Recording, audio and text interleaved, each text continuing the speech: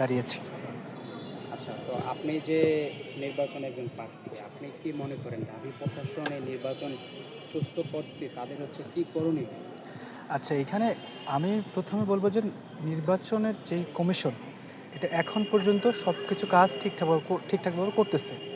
এখন সামনের যে দিনগুলো আসছে, বিশেষ করে ৯ তারিখ পর্যন্ত প্রশাসন কতটুকু নিরপেক্ষ থাকতে পারে, কতটুকু সাধারণ শিক্ষার্থীদের জন্য থাকতে পারে, ক্যাম্পাসে একটা অবাধ নিরপেক্ষ নির্বাচন দেওয়ার জন্য এই প্রশ্নটা কিন্তু উঠবে। তো আমি মনে করি যে প্রশাসনের একটা সুষ্ঠু নির্বাচন করার জন্য সবচাইতে বড় কাজ হচ্ছে কি, শিক্ষার্থীদেরকে ইনভলভ করা। সবাই যেন সচেতন থাকে, সবাই যদি মনে করে নির্বাচনটা আমাদের, সবাই যেন মনে করে একটা সুষ্ঠু নির্বাচন দরকার। সেটা ক্যাম্পাসে যারা রাজনীতি করে, যে রাজনৈতিক সংগঠনগুলো আছে তাদেরও দরকার, প্যানেলগুলো বিশেষ করে। তারা যেন কখনো মনে হয় না যে তারা বঞ্চিত হচ্ছে, কখনো মনে হয় না যে নির্বাচন কমিশন একপেশে হয়ে গেছে। তো এই জায়গা থেকে আমি বলব যে নির্বাচন কমিশনের সবচাইতে বড় কাজটা হচ্ছে যে শিক্ষার্থীদের মধ্যে এমন একটা প্রচারণা করার জন্য সবাই যেহেতু মনে করে এই নির্বাচনটা আমার, আমি যেন মনে করি নির্বাচনটা আমার, প্রার্থীও মনে করবে, ভোটারও মনে করবে। তো এই পরিবেশটা নিশ্চিত করতে হবে। আরেকটা ব্যাপার হচ্ছে কি, এইখানে যত ধরনের প্রশাসনিক যে ব্যবস্থাগুলো আছে, কিভাবে ইনভলভ করা যায় প্রপার ওয়েতে, সেটা হচ্ছে আইন শৃঙ্খলা রক্ষাকারী বাহিনী থেকে শুরু করে যারা রাজনীতি করবে তাদেরকে ইনভলভ করে আপনি যদি একটা সুষ্ঠু একটা নিয়ম করতে পারেন সুন্দর, তাহলে নির্বাচন এমনিতেই সুষ্ঠু হবে। আচ্ছা, আমরা জানি যে এই ঢাকা বিশ্ববিদ্যালয়ের ঢাবি আমি মনে করি কালো টাকা বলবো কিনা, কিন্তু অনেকে যেই টাকা একটা ছাত্র সংসদ করার জন্য খরচ করার কথা, সেটা না করে অনেক টাকা খরচ করে। আমি আমার পরিচিত অনেক ক্যান্ডিডেট দেখছি, সবাইকে খাওয়াইতেছে, এই গিফট করতেছে, সেই গিফট করতেছে। এই টাকার রহস্যটা কি? হয়তো একটা ছাত্র সংসদে যেই টাকা খরচ করার কথা, আপনি দেখবেন নির্বাচনী কমিশনের যে একটা বিধিমালা দিছে, তো ওইখানে স্পষ্ট লেখা আছে কি কোন খাতে আপনি খরচ করতে পারবেন, কোন খাতে খরচ করতে পারবেন না।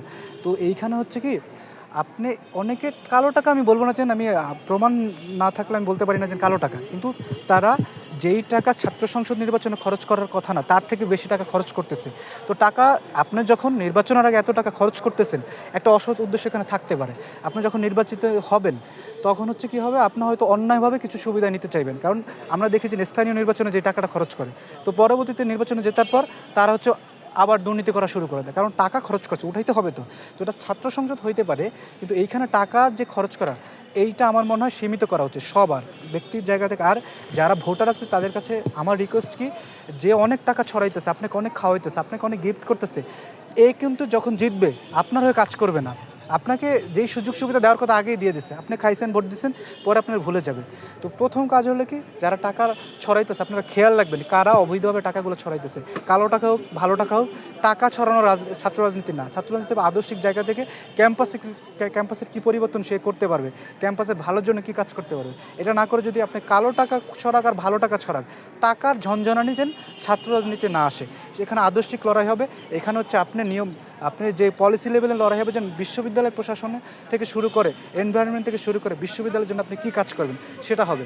আপনি যদি কালো টাকা ছড়ান, আর ছড়ানোর পর যদি কেউ যদি ভোট দেয়, পরের দিন শেষে এই ভোটাররাই ঠকবে, বিশ্ববিদ্যালয় ঠকবে, দিন শেষে পুরো জাতি ঠকবে। আচ্ছা, আপনি কি যদি নির্বাচনে জয়ী হতে পারেন